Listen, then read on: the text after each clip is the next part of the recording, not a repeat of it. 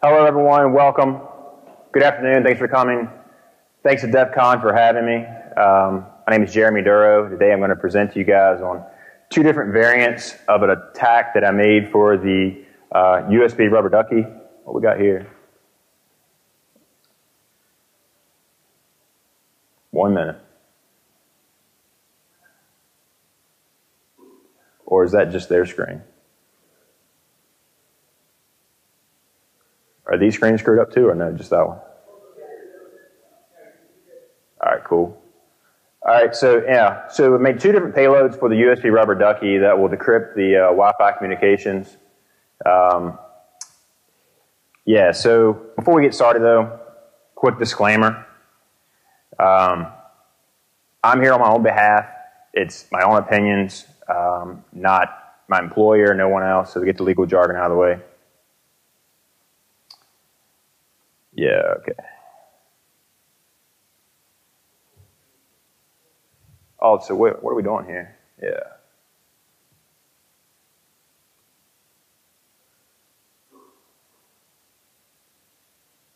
Sorry. All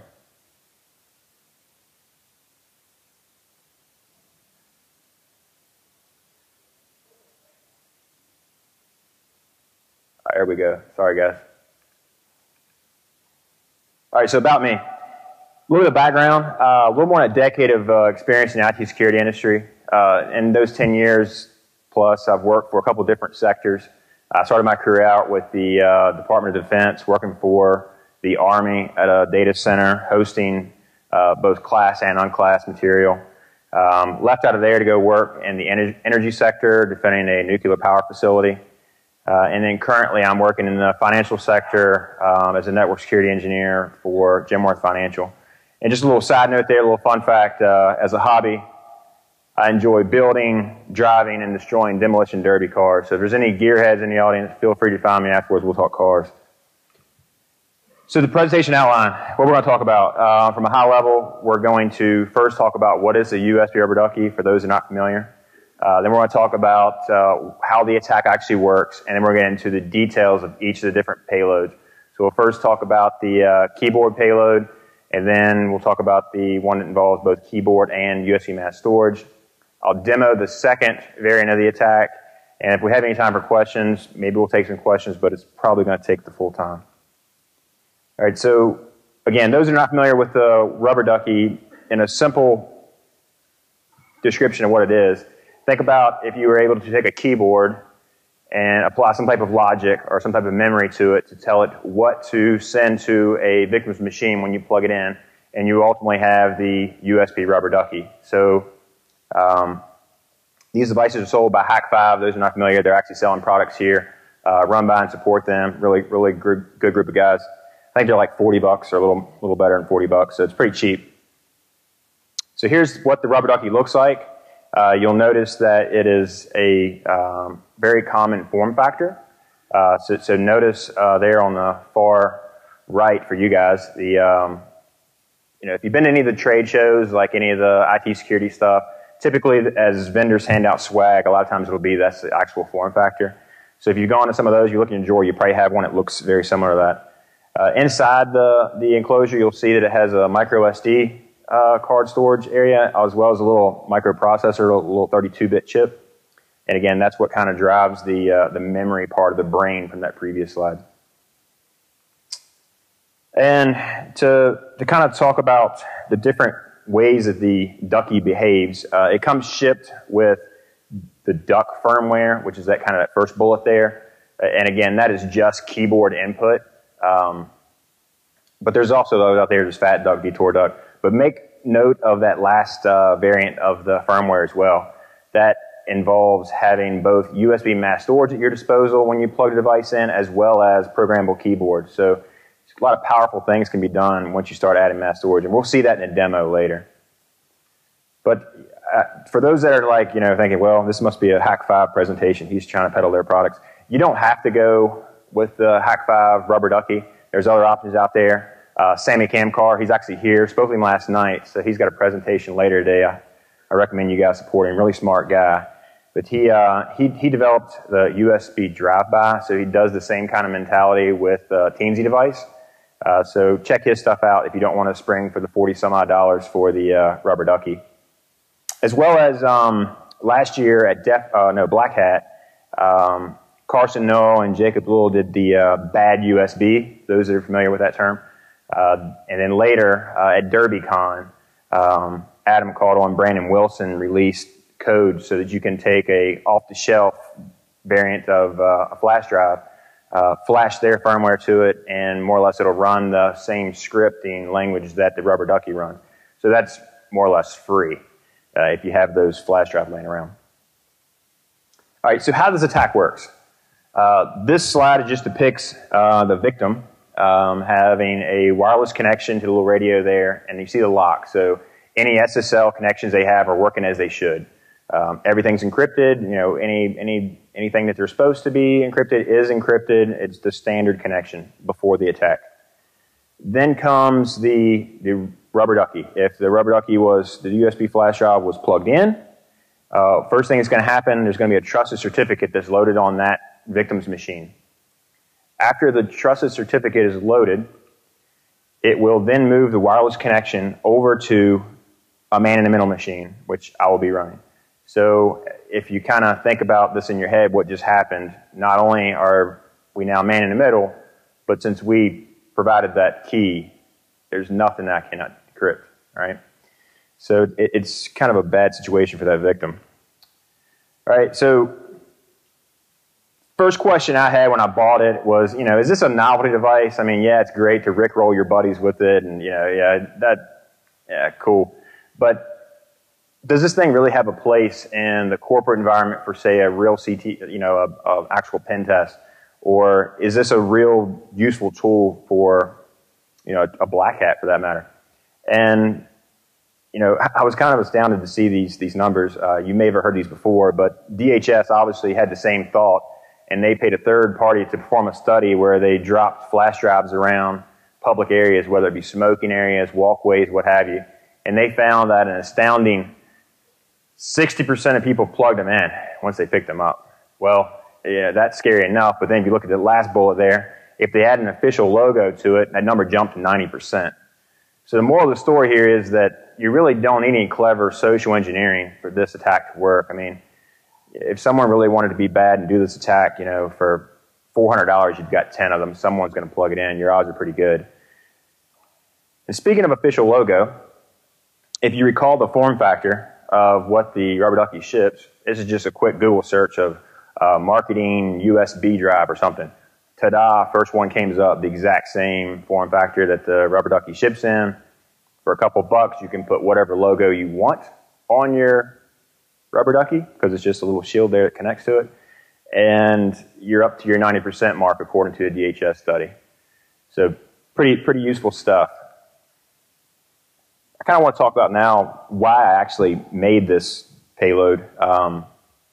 You know, there's plenty of good ones already out there. The rubber ducky, it's nothing new. The product's been out there for a while now. And Darren, the guy that runs Hack5, has his GitHub is just full of, you know, really good payloads that people have written. But what I found is that most of those, if not all of them, would be stopped by the modern defenses that are deployed in most enterprise organizations. So I'm not talking about your, you know, if you're trying to attack the random victim at Starbucks, I'm more focused on corporations and doing this thing in a, you know, more secure area. And the first one I'll touch on there is antivirus. So a lot of the payloads that are out there will try to pull down a tool of some type, whether it be, you know, Netcat or try to do some interpreter reverse shell, what have you. Well, you know, that's cool and all, but if you pull those down on a company asset, you know, your antivirus is going to light up like a Christmas tree and it's going to just stop it in its tracks. I mean, they're just too well known at this point.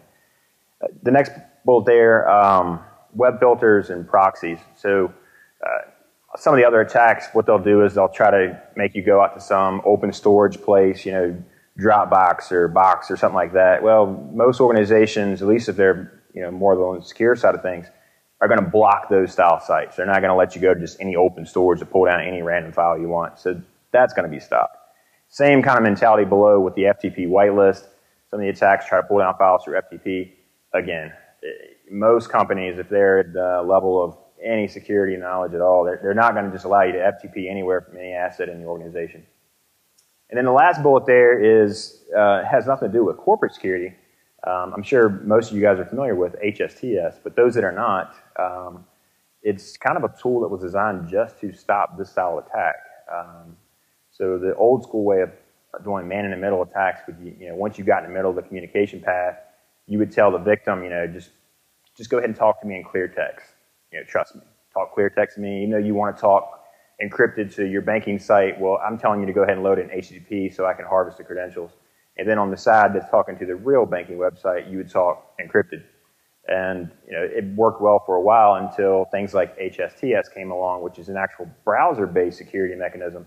It says if you're a member or you're on this list of HSTS-enabled sites, no matter what the man-in-the-middle machine tells you, you must always use encrypted traffic. And that becomes a problem because it kind of thwarts the way that the old school way of attacking took place. And again, a lot of your big sites are doing that. A lot of your paid sites, like you see PayPal and your social media sites. Even DEF CON implemented this year, so I guess DEF CON's got some super secret information they don't want someone to get. So let's start the attack. Enough kind of pre-talk. So the first step is to actually set the man-in-the-middle machine up, because you have to have something for the victim to connect to, right? So this is not the focus of the attack, so I'm going to kind of breeze through this stuff, but just to give you an idea of what I used when I set up the demo you're going to see in a minute. I used host APD for the wireless radio. I used DNS mask for the DNS server as well as the DHCP server, IP tables to kind of direct the traffic over to a proxy. And I mentioned the Mana Toolkit, so those guys actually have developed some really cool scripts that I used to kind of just adjust their stuff to make it work the way I wanted it. So I mentioned proxies, or the IP tables to move stuff over to a proxy. So you got to think about it. Once you get the connections coming into your man-in-the-middle machine, and you've got the radio, it's listening, people are connecting to you, you have to have some way to manipulate the traffic, or at least view the traffic. I mean, what's the point of sending it through you if you can't do anything with it? So you're going to have to set up some type of proxy. In my example, I use Burp Suite. Doesn't mean you have to use Burp Suite. It's just easiest in my opinion. You can use SSL, Strip, Squid, Malware, whatever. I do make a note here that whatever proxy you want to use for this style of attack, make sure you know how to pull the certificate out, the actual signing authority it's using, because we're going to have to convert that certificate to a base 64 encoding. And I'll get into that in a little bit. So for those that are not familiar with Burp Suite, I'm sure most of you have at least seen it. The configuration I'm using today is very, very simple. I've just got it listening on all interfaces, just pick the random, the 8080 port, and you'll see there that invisible box, as they call it, is checked. But industry, that's a transparent mode proxy is all it's doing. And I mentioned you had to export your certificate. Well, that's what the little the little button below that there, CA certificates, you click there and you'll kind of go through some dialog boxes to export the certificate. And when you do that, it's going to come out in a DIR formatting. So again, this is not a talk about certificates, but at least I want to touch on this. The certificate, if it's in DIR formatting, you'll notice that top window there. That's text that I can't enter by keyboard, right? So I want you to make sure I convert that certificate to something that my ducky can type in easily. So using OpenSSL, convert that DIR formatting to PEM formatting, so it's a base 64 encoding. And if it's done right, you should look something like in that bottom window. So it's human readable, all letters and numbers. All right, so now we have the man-in-the-middle machine set up. Let's talk about the payload itself that's going to be sent to the victim. So what it's going to first do, it's going to bypass the Windows UAC and open a command prompt window. If the user is logged in with admin credentials, it's going to get admin credentials. If they're logged in as user credentials, they're just going to get user credentials. And the test that I'm doing today, I'm actually have admin creds, but I will make note that this will work with user credentials without admin creds. It's just going to have a few extra pop-up boxes along the way. The second step it's going to do is create that .cir file. So you're just going to create a certificate from keyboard input, the same certificate we exported a few minutes ago. Then it's going to add that certificate to the trusted root store using the built-in tool certutil. Then it will create a new wireless profile and then connect to that wireless profile. And then lastly, it's going to clean up its tracks. So it's going to delete the files that it made in the process. All right, so before we actually look at the code, I kind of wanted to let everyone at least understand how simple this thing is to really write. So DEF CON gave me a lot of credit by making me talk to you guys, but really, it's pretty simple stuff. Again, very straightforward. Delay in milliseconds. String, what you're actually typing to the machine once you activate the payload. And then all your command keys, like enter, GUI is the Windows command, remark. And any question on that, the GitHub that Darren keeps up has pretty much all the documentation needed to any of the commands here that it supports. All right, so here actually is the first step in the payload. Kind of broken it out here a little bit. So you'll see how the code kind of works. Delays 10,000, so that's 10,000 milliseconds. That's 10 seconds. And the idea behind that is when you plug the device into a machine the first time, you're going to see Windows spinning there with the drivers, load drivers, load drivers, load drivers. Hopefully it's done in 10 seconds, and then it's going to enter the issue a GUI-R command. Those who are not familiar with GUI-R, that's going to open a run dialog box. And it's going to delay 200 milliseconds to allow time for that box to pop up. And then it's going to type a little PowerShell command, start process command, verb run as. All that does is open the dialog box that's in admin credentials, if possible. And a little side note here, you'll see now I put a little side note that Windows 10, and this is as well as 8, you don't have to do that PowerShell command. For those that aren't got the Windows 10 8 thing, if you just do GUI X and then type A, it opens up a admin command prompt. A little side note. So next step is we're going to have to create that certificate on the victim's machine with keyboard input. And the way we're going to do that is we're going to use a built-in tool Windows called CopyCon. Those that are not familiar with CopyCon, it's CopyCon, file name, and then anything below it is concatenated to the file. You break out of it, and now you have a certificate. All right?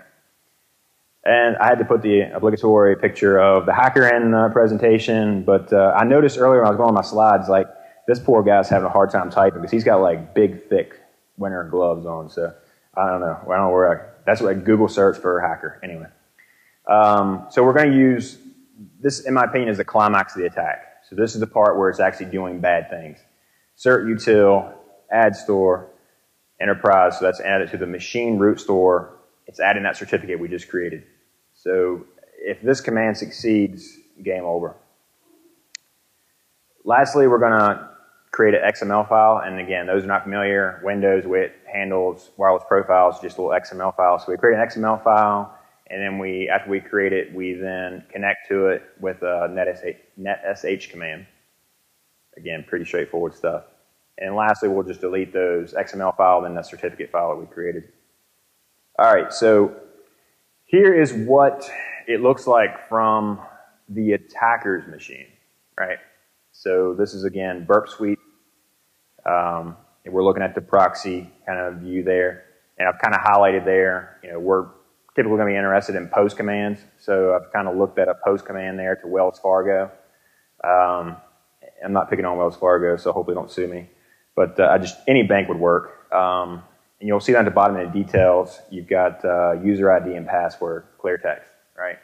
So that poor person's bank was just compromised.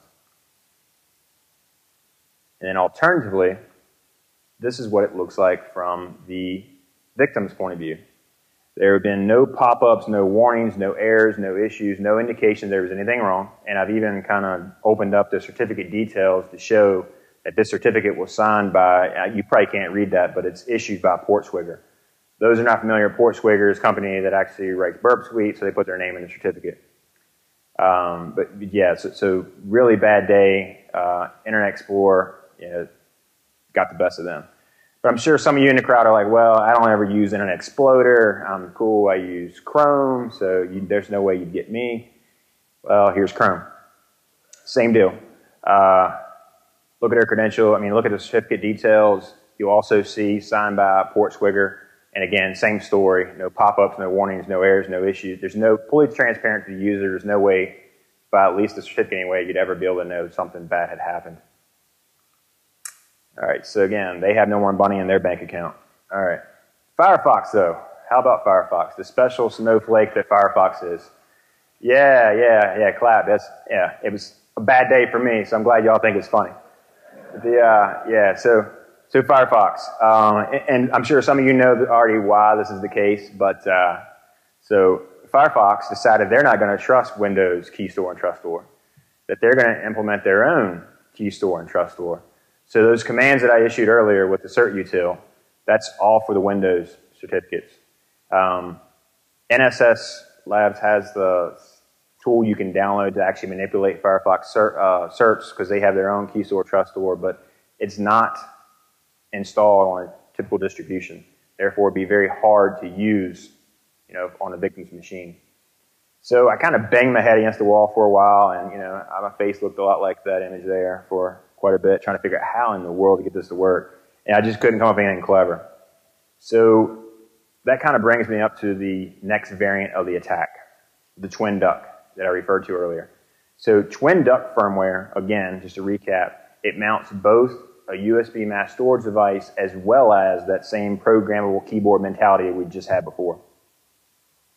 So to use the twin duck firmware, obviously you're going to have to reflash the device. Not a big deal. Instructions are out there how to do that. Very straightforward. And I will make one little side note here that if you're planning on making some attacks using the twin duck firmware, it's not really designed for really fast I/O, so don't be trying to load some massive application up on your micro SD card and pull from it through command line, because it's going to probably behave a little differently than what you expected. Just a quick side note there. So let's start this attack. What's different this time? We have to set it up. First steps are to create a new Firefox key store, trust store. And the easiest way to do that is go ahead and infect your own browser. So go ahead and open your own Firefox up and take that certificate that you just exported from your proxy, load it into your own browser. All right, and I've kind of listed here how to do that. I'm sure you all know, but go ahead and click trust the certificate identities from that website. Yes, so that way PortSwigger can sign anything through Firefox. Okay. After you do that, then you're going to pull your key store and trust store and copy it over to your micro SD card. And it's located in the path that are listed on the screen. And that variable works for pretty much any basic install. You'll see it uses variables as well as a wildcard.default, because it's going to give it some crazy number string .default. So that path right there, if you just would enter that into your machine right now, it would go to your Firefox profile. And you're going to get those two files there listed in the bottom. You're going to get the key 3db and the cert 8db. That's your key store and your trust store for Firefox profiles. All right, so again, from a high level, how this attack's going to work now that we've done the pre-work to set it all up. Same as before, it's going to open a command prompt with admin creds, if it can get admin creds. It's going to then, this time, a little bit different, it's going to create a script to identify where that mass storage was mapped. Right, so again, we've got to think about this. We're going to it blind. We don't know what's going to be on the machine once it's plugged in. So it could be mapped to E drive, F drive, who knows. So the little script, try to find where the Ducky USB mass storage is located. Then it will create another script, a little VBS script, that will run a batch file invisibly. And when I say invisibly, it's just running in the background. And the idea behind that is it's quicker to write a script on the screen because it's all done with keyboard input than it is to write the whole batch file out. And it just gives you a little less time that text is kind of scrolling across the screen. But what that batch file is going to do, it's going to first add, just like before, it's going to add the Windows Trusted Root certificate. It's going to then overwrite the user's Firefox cert and key store. And then it's going to create a new wireless profile, connect to it, clean up. All right. So here's what that batch file looks like, just for those that are looking for the code part of the talk. You'll see here, we obviously kill Firefox. We don't want to do anything while it's running. Same commands to add it to the Windows Enterprise store, the machine store, and then you'll see that it overwrites the Firefox profiles. All right. And as a quick view, here's what the micro SD card looks like on my device. I'm getting ready to do the demo. You'll see the XML file, which is the wireless profile. You'll see the cert file, which is what we loaded to Windows. You'll see the cert and key files for Firefox, as well as the batch file we just looked at. So there's the files that are needed to run in the twin duck mode. All right. So again, we'll go back to looking at what it looks like from the user's point of view or the victim's point of view. Internet Explorer. Yeah, got them. Chrome. Same story. No more money in their bank account. Firefox. Yay, Firefox. Yeah, sneaky bastard. Gotcha. So You'll see it's also been signed by Portswigger. We got them. Again, because we loaded those trusted certificates into their own key store and trust store. So at this point, I more or less consider the attack successful, right? We've got all 3 modern browsers, and yeah, they've all been pwned. So with that being said, thank you. So we'll kind of dive into the demonstration now, and I kind of want to set this up so it makes somewhat of sense, because I obviously don't have a nice environment here to have someone over there getting attacked and being able to show you guys. So what's going to happen is, hopefully, and please, no one in the crowd be that guy that tries to mess up my SSID, please. If you do, whatever, I've got a video, but I'd rather do it live. So please don't screw with it. There's going to be the Windows machine, which I'm presenting from, that's going to be the victim, right? So you'll see Windows machine is where I'll actually apply the rubber ducky payload, but there's going to be a Kali Linux box. It's going to have a Debian background to kind of represent which is which. There'll be a Debian background VM that has, I've got a bunch of like USB connections up here. I can't really show you, but I've got a USB connection into a hardwired out to the internet, as well as a wireless radio that is going to be hosting the SSID from the VM. And when the payload is deployed, hopefully the built-in wireless on the Windows machine will connect to that wireless radio, right? So it's all kind of in one, but it should depict what the attack would look like. All right, so let's do that now without further ado. All right. So that's what the Windows machine is going to look like. Like I say, I'm going to change it so you can clone the machines again.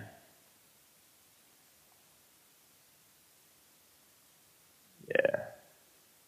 Okay, you should be able to see my desktop now.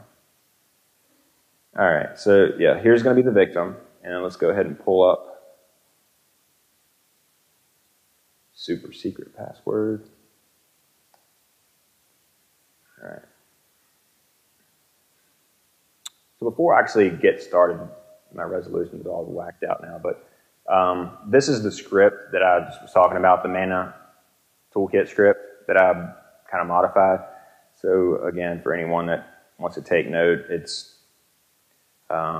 using host APD again, using DNS mask, and then using some IP tables to redirect traffic. All right, so let's actually do that. Let's kick that off. Actually, before I kick it off, let me show you again. Here's I've already got Burp Suite up and running, so it's just listening on any interface on port 8080, and it's in transparent mode. And there's where you would go to export those certificates. All right, so let's go ahead and run that script.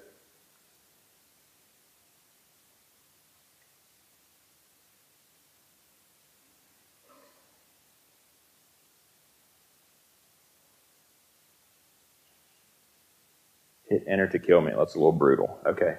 So at this point, what I should see if I were to look, yeah, all right, there's SSID being broadcasting. So it's actually trying to connect to it, but I'll disconnect from it once it, just to prove that this does work. But so, yeah, let's disconnect from that. All right. So now again, what I'm going to do is I'm going to restart the payload. So this would be indicative of me plugging in. I'm a dumb user that picked it up, and I decided that, oh, I found a nice flash drive. Let me see what I can do with it. All right, 10 seconds. This is where drivers will be loaded, but I already have the drivers on the machine.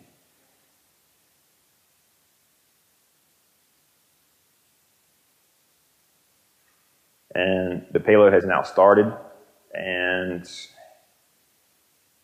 it's now done. So that's how long it takes to do its magic, right?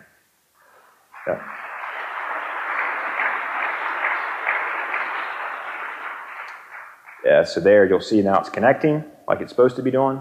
It just takes a little bit. All right, so you guys are being nice to me, not kicking me off there. Appreciate that. So what we're going to do is now we're going to, and again, you guys already probably know damage that can be done now that I've got this connection in this shape, but just for grins, we'll go to a Facebook account that I created just for this presentation here, so please don't own my Facebook account. All right. And then we'll also go again, poor Wells Fargo. I could use any other bank, but they're not my bank, so that's why I chose them. All right, so let's go for DEF CON user, and then some super secret password. Let's log in. Hope to God this is no one's password. That would be awful. Let's see here. All right. Nope. Obviously didn't work. Okay. Perfect. So let's kill out of that. So to just demonstrate.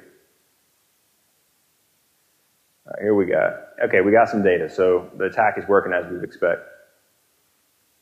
So let's first look at Wells Fargo. You'll see, like I had in the slides, there's the authentication packet. You'll see the post to the auth logon. If I just go down here to parameters and I scroll a little bit, you guys, I hope you can see that on, whoa. DEF CON user, password D3FCON23. So yeah, let's go ahead and transfer all the money out of that account. Got him. All right, thank you.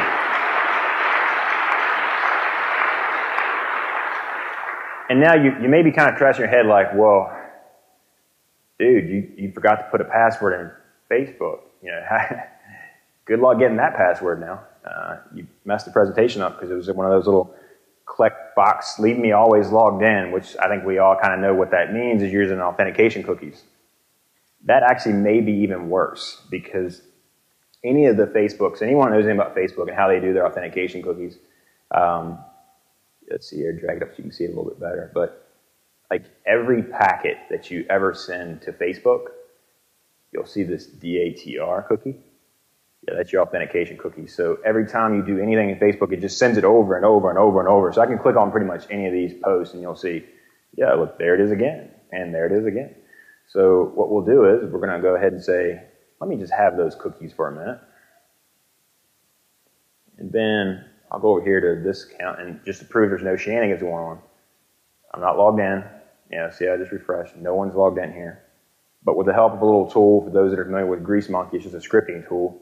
And I've got the cookie injector script loaded. If I go in here to do, yeah, let's go ahead and take those cookies I just stole and paste them in. Well, thank you. All right. Yes, so now we have hijacked the session. Gotcha. Right? Thank you. So, and again, the point being there is it's not that Facebook's really your end goal in the attacks, but there's so many sites now that are using the authentication cookies. I think that Facebook kind of just drives the point home that anywhere that uses the authentication cookies or passwords really doesn't matter. Once you're encrypting the traffic, it's, you know, the data is yours. All right, so let's go back to the presentation. I think it's gonna see your current slide. Wait for it, got it. All right. So now, since like I told you guys at the beginning, I'm not a pen tester, I'm not a security researcher, I am a security engineer. So I am paid to defend against these attacks, not create them. So it's only fair that and responsible thing that I talk about is how to stop this kind of attack. Right? So the first bullet I want to touch on here is wireless intrusion prevention systems, so WIPS systems. Those are not familiar with those. They're very powerful, but this style of attack would not work because as soon as I'd spin up that rogue AP, it'd start flooding me with DAuth packets, and it just wouldn't work. So if your organization deploys some type of WIPS environment, you'd have to find some other mechanism to get the traffic to you other than through wireless. Disable mass storage devices. This is becoming more common just because of these, I guess, there's lots of style attacks. Not to mention DLP concerns. People are starting to disable mass storage, but that's also kind of a bummer if you're trying to do that second variant of the attack, because if you don't have mass storage available, you can't get all through your browsers, at least the way that I did the payload. And if you take that kind of mentality a step further, a little more extreme, some companies even disable USB ports entirely. That would certainly limit the attack because none of the USB style attacks should work if it won't even turn on. And then this slide, I mean, this bullet I put in there, frankly, that bullet could be in any DEF CON talk given this weekend. I mean, user training can always be encouraged to be more responsible with X. Just today it's USB usage because that's what I'm talking about. So yeah, you can always use more user training to encourage responsible use of technology. Multi-factor authentication. Yeah, so if I was able to pull this attack off on you and you're using some kind of one-time use password or some token-based password, it's going to be very difficult for me to reuse that credential. So yeah, that's another check in the box for why you should use multi-factor authentication. And the last one here, it may not be quite so obvious, but those familiar with cloud proxy agents, a lot of organizations are now starting to deploy them. So on all the corporate assets, what that does is it requires the company asset to talk directly out to a cloud resource for their proxy exceptions. And typically it has some type of authentication mechanism built into that. So if I got in the middle of that communication, it would probably just break. It just wouldn't allow you to go anywhere. And I wouldn't be able to decrypt anything because it would have broken your connection. So a couple other things here to consider. I use wireless as the mechanism of getting the data to me, but that certainly doesn't have to be what you use. You could set up like a proxy that listens out in the cloud, right? And instead of changing wireless settings, you could go in and say, let's monkey with some of the proxy settings to have it, no matter if it's hardwired, wireless, whatever, you always connect out to, like, say, AWS proxy listener. And you could have the same kind of attack take place. And the benefits there is, one, again, hardwired or wireless, but you also don't have to be in physical proximity. So you could deploy this thing, and then no matter where they went, it'd be connecting out to like a cloud listener. And you could also increase the authenticity. And what I mean by that is, again, I made this as just a proof of concept. You know, the files are labeled what they are. You could certainly label them more, you know, suspicious things that people would be trying to really click in. Like if I was trying to make it more authentic, I'd probably put in a file that says like salaries or something, and you know, I'd corrupt it so they keep trying to open it, just to buy me more time of that screen in front of them before they thought something was fishy. As well as we talked about putting a label on the device. You know, you could print out whatever label you were trying to attack. So company X, put that label on it. Another note here that the syntax will need to be adjusted slightly for whatever your victim base will be. And the reason I say that is certain OSs are going to have different dialog boxes pop up at different times, warnings pop up at different times, as well as timers. So if your timers are on if you try to get it very aggressive on your timers on when things work, and you plug it into a really slow old machine, the timers may not work out right, and it'll break the whole attack. So you got to really play with the timers, play with the syntax, but you know the attack should work pretty much regardless of any version of Windows. And just a quick little shout out for the guys at Hack5. They have a forum out there for people to share, collaborate, new payloads. It's a pretty active community. So if you're thinking about doing this style of attack, or you're looking at new ways to get into this kind of thing, I recommend you go check them out, because that's where I got a lot of the ideas and some of the code that I use for my attack. And with that, I'll finish here with please, any questions you have, email me. I'm not going to try to do the question thing here in this forum. It's just too many people. But feel free if you've got any questions, find me out in the public areas. And with that, thank you guys all for your attention. I appreciate it.